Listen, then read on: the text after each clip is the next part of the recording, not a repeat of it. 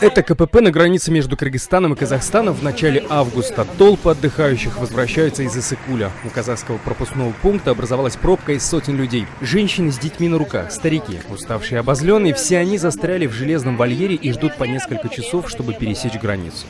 Чуть-чуть осталось. Давайте с 4 до 8 стояли здесь.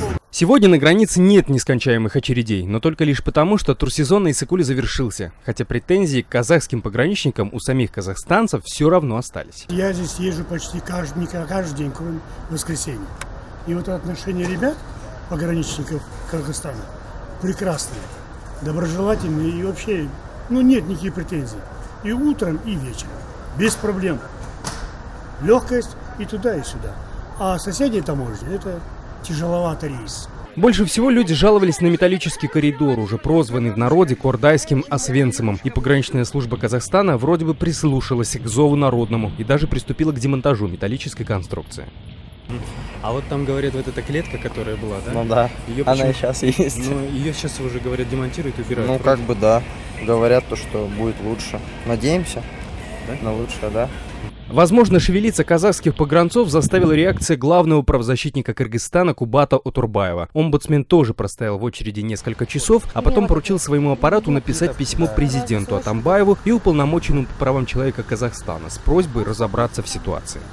Наш омбудсмен был в поездке и лично пересекал границу в пограничном пункте Кордай.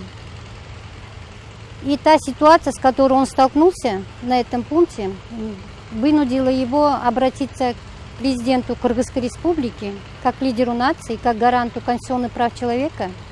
Он стал свидетелем неуважительного отношения, бесцеремонного отношения к гражданам обеих стран.